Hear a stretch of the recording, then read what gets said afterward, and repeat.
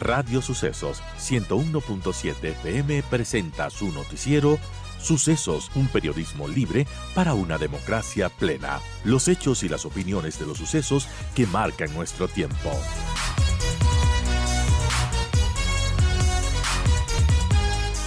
¿Cómo vemos toda esta situación en la que este embrollo jurídico que nos ha llevado el Ejecutivo? Estamos con el abogado Esteban Ron, decano de la Facultad de Ciencias Sociales y Jurídicas de la UISEC.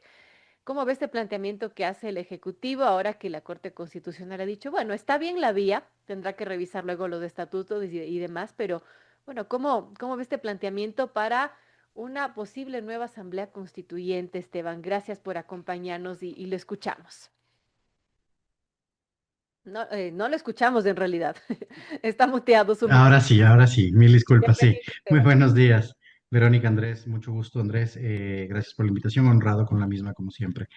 Bueno, después como tú bien señalabas, Vero, el fin de semana fue de bastante ajetreo, ¿no? Un juego jurídico entre la derogatoria del decreto ejecutivo del día viernes, del 148, luego un nuevo decreto con ciertos cambios, suspendiendo los efectos jurídicos del primero, etcétera, etcétera, etcétera. Y por ese lado, de ahí, CNE jugando un poco a querer hacer una convocatoria sin el dictamen de constitucionalidad de los decretos ejecutivos, Diana también frenada por otros consejeros y demás. La situación actual, el estado situacional, creo que eso es lo que más nos interesa, ¿no es cierto? Así Tenemos es. un decreto ejecutivo de convocatoria a una asamblea constituyente que ha pasado el primer filtro de la Corte Constitucional, es decir, el examen de viabilidad. Pero claro, es un examen que no requiere de demasiado análisis. Si yo quiero cambiar y redactar una nueva constitución, pues el postulado del artículo 444, 434 y otros artículos más de la Constitución te dice que es vía constituyente. Ahora nos encontramos en el análisis de lo que se denomina la magia de la constituyente o cuál va a ser la base de la constituyente, que es el análisis de dos cosas. Primero, la parte motiva, ¿sí? Es decir, las motivaciones, el estado situacional del Ecuador, las circunstancias fácticas que en este momento inspiran, generan, pero además establecen una necesidad de cambio constitucional. Y en segundo lugar, se va a analizar el estatuto constituyente, es decir, Ujú. esos 24 artículos que tú ya nos hacías un resumen al inicio de la entrevista del cómo funcionará la constituyente. Eso es, digamos que esa es la parte en la que nosotros nos encontramos. Sobre eso se va a pronunciar la Corte Constitucional. Ahora, separemos las dos cosas. Vamos con la parte emotiva. ¿Cuáles son los tres fundamentos básicos de la parte emotiva, en este caso del presidente Noboa, para llamar a una constituyente?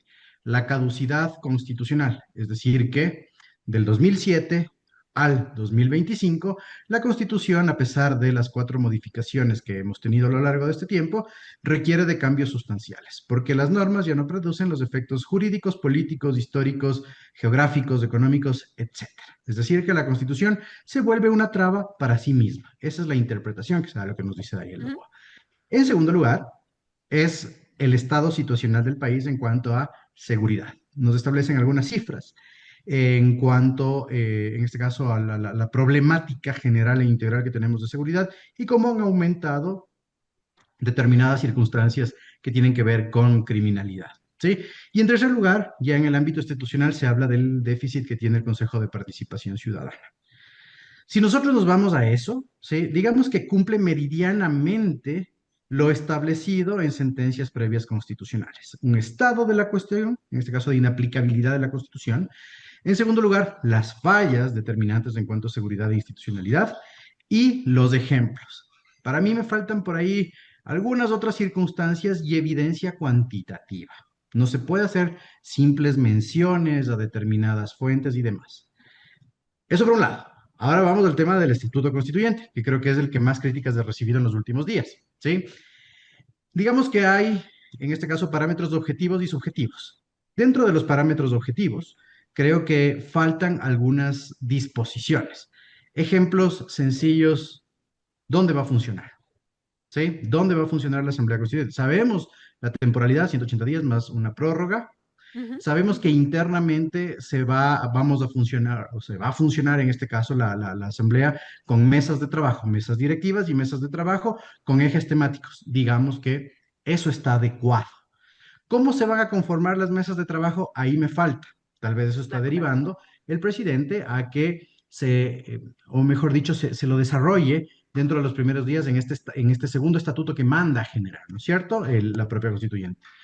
Eso en el ámbito objetivo, ¿no? Y también me falta un poco del procedimiento, cuántos debates y demás. Esas delimitaciones sí tienen que realizarse en el estatuto constituyente.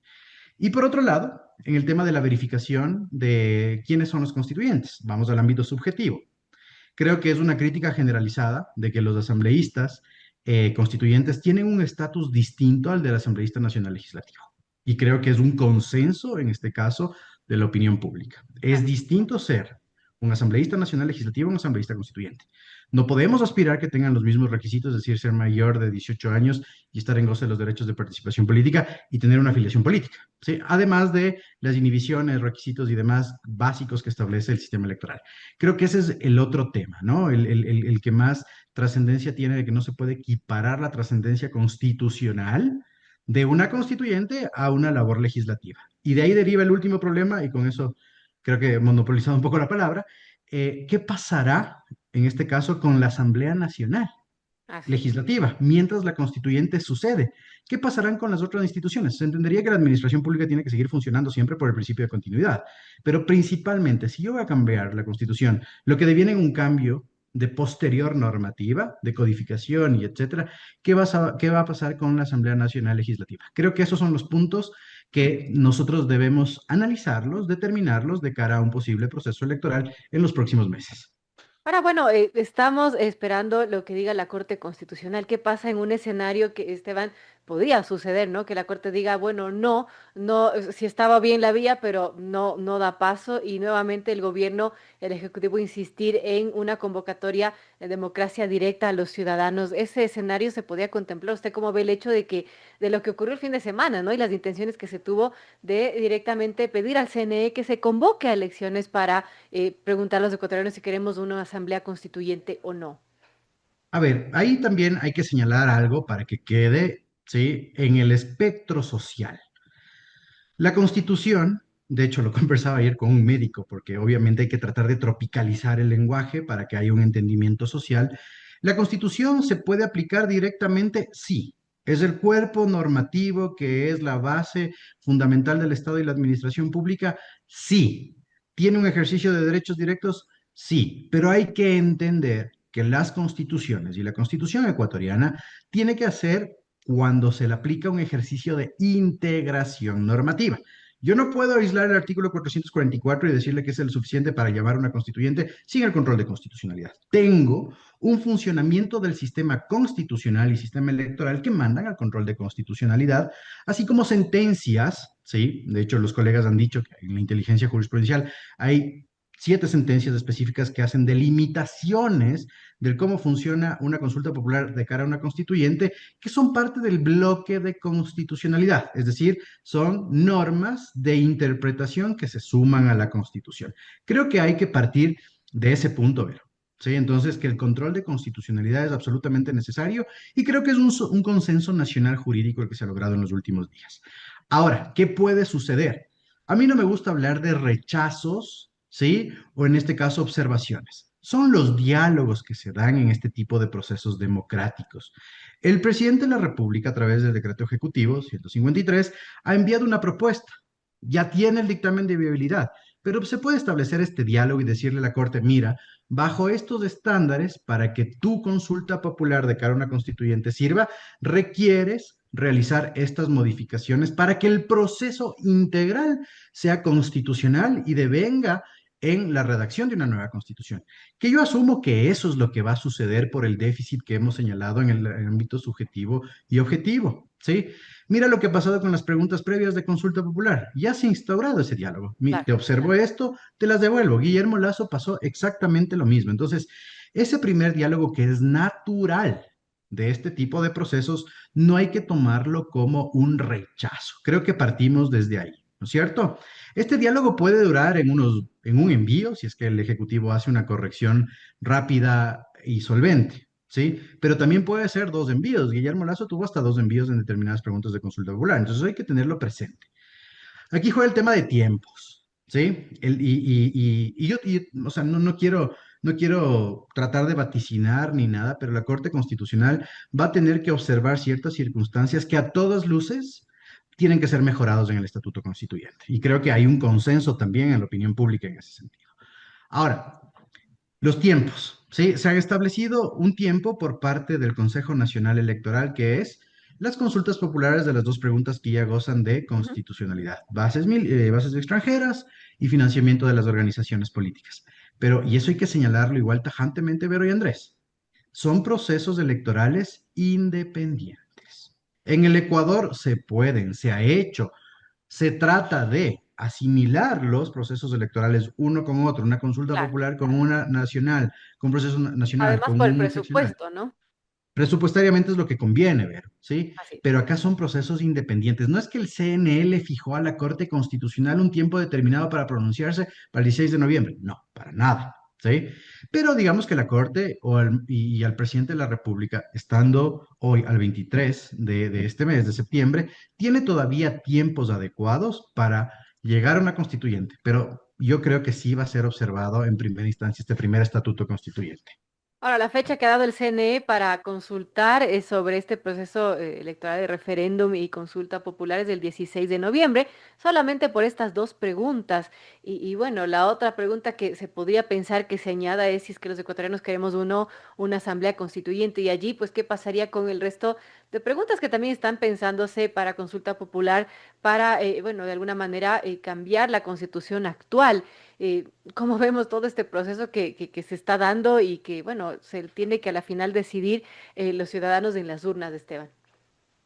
Mira, hay dos opciones, ¿sí? La primera opción, lo que la lógica me dice es que las preguntas que hablen de modificaciones constitucionales, cuando tengo una consulta popular para hacer una constituyente, sean inelocuentes, queden insubsistentes, ¿sí? Pero Ujú. digamos que por lo menos hay una voluntad del en este caso del Ejecutivo, de cambiar la Constitución. Está haciendo una delimitación fáctica, no formal, de cómo tendría que cambiarse la Constitución.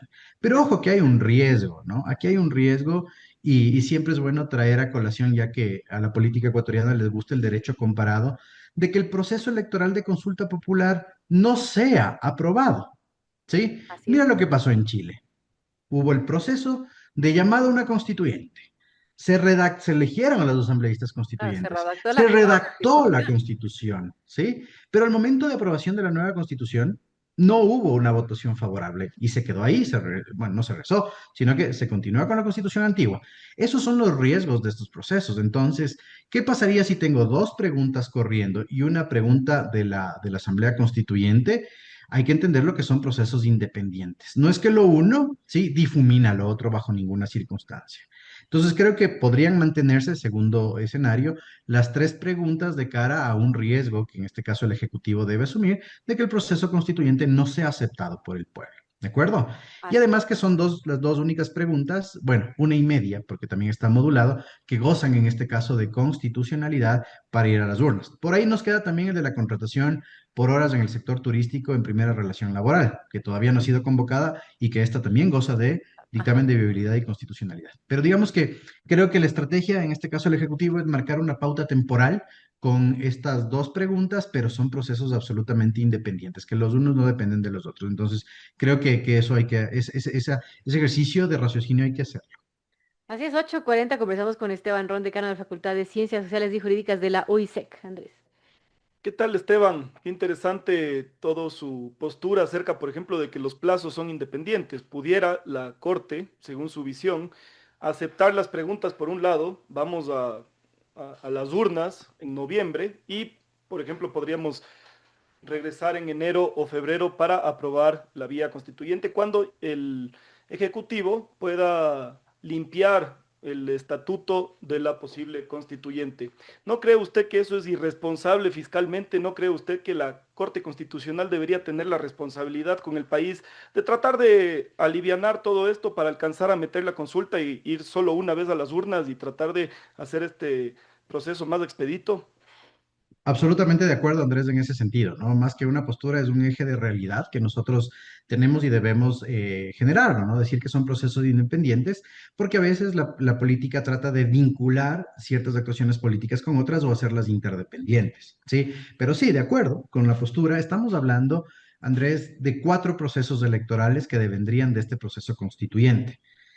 Si nosotros nos vamos a un promedio de 60 millones de dólares por proceso electoral en los de consulta popular, que vienen a ser 3, ¿sí? Estamos hablando de 180 millones de dólares, más un proceso de elección de nuevas autoridades, que es el cuarto proceso electoral, que ese ya tiene que ser con campaña y demás. Estamos hablando de más de 300 millones de dólares, porque el promedio de ese tipo de procesos electorales sube los 110 millones de dólares en los últimos 4 años. Entonces, ya el proceso constituyente genera un gasto bastante fuerte. Entonces, como tú bien dices, la Corte Constitucional sí debería atender uno de los principios constitucionales, que es el principio de realidad, y tratar de solventar esto dentro de los tiempos que se han establecido para ir una sola vez a las urnas. De acuerdo con eso, ¿no?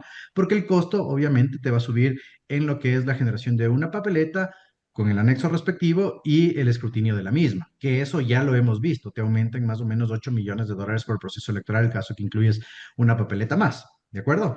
Entonces sí, y la Corte Constitucional ha ratificado varias veces, Andrés, el tema del principio de realidad. Es una línea jurisprudencial fuerte que se inicia en el tema de los estados de excepción. El doctor Herrería así lo manifestó en los primeros estados de excepción del presidente Noboa. Y mira que la actuación, en este caso de fin de semana de la Corte, a dar el examen de viabilidad en 24 horas, parece que marca la pauta de que sí se va a pronunciar de manera expedita para lograr por lo menos acomodar este proceso de constituyente a otros procesos electorales en cuanto a temporalidad. Esperemos que así sea por responsabilidad fiscal con el país, realmente. Yo le quería preguntar, el ex ministro de Gobierno, José de la Gasca, había manifestado que cada vez que se ha presentado una solicitud para Asamblea Constituyente vía iniciativa ciudadana, la Corte da una interpretación y agrega nuevos cerrojos que no están escritos en la Constitución. ¿No cree usted que la Corte Constitucional a veces se pone tal vez demasiado específico viendo todos los requisitos y que eso tal vez complica la gobernabilidad y obstruye lo que los ciudadanos realmente quieren? Mira, Andrés, creo que lo que hace referencia el doctor de la Gasca es que nosotros tenemos 3 iniciativas de constituyente, ¿no es cierto? 3 orígenes de una constituyente. Puede ser de origen ejecutivo, de origen legislativo o de origen ciudadano, ¿sí? Lo que ha hecho la Corte Constitucional es distinguir estos orígenes, porque recordemos que iniciativas ciudadanas para la constituyente y una de las modulaciones principales es el tema de las firmas de apoyo, porque se ha pretendido en el Ecuador constituyentes sin firmas de apoyo, aplicando nuevamente, y mira el riesgo de aplicar no integralmente la Constitución, sino el 444, ¿sí? Prácticamente personas sin verificación de firmas podrían llamarnos a una constituyente. Para eso existe el filtro constitucional, ¿sí? La legislativa tiene otras circunstancias porque su origen y naturaleza es distinta. Se requiere de la formación de una voluntad parlamentaria a través de 2 debates, ciertos procesos y demás. Y en cuanto al Ejecutivo, también se forma una voluntad de manera distinta. El Estado constitucional de derechos o el Estado constitucional en general, bajo los esquemas teoréticos, dogmáticos y prácticos, lo que hace es especializarse de acuerdo a las actuaciones de la administración pública. Entonces, esas actuaciones de la Corte Constitucional que pasan a ser parte del bloque de constitucionalidad, es justamente la modulación necesaria para dar viabilidad y aplicabilidad de la Constitución cuando hay dudas. No creo que sean cerrojos. Lo complejiza sí, pero es parte del ejercicio de la gobernanza. Yo no puedo ser laxo en actuaciones del Ejecutivo, Legislativo, de cualquier función del Estado, porque se me pueden volver arbitrarias si no tengo por lo menos este paraguas constitucional y esta delimitación de derechos. Creo que por ahí va el análisis en cuanto a esta elocución que ha hecho el doctor de la Gasca. Qué importante criterio. Quiero agradecerle a Esteban Ron, decano de la Facultad de Ciencias Sociales y Jurídicas de la UISEC, por darnos e ilustrarnos un poco sobre este proceso que, bueno, hay muchas dudas y ya veremos en el camino cómo se va resolviendo. Gracias, Esteban, por estar con nosotros. Siempre un gusto. Quedo a las órdenes y excelente resto de semana, Andrés Rivero. Gracias, Esteban Ron, decano de la Facultad de Ciencias Sociales y Jurídicas de la UISEC. 8:46. Aquí en producción nos están matando ya con los tiempos, así que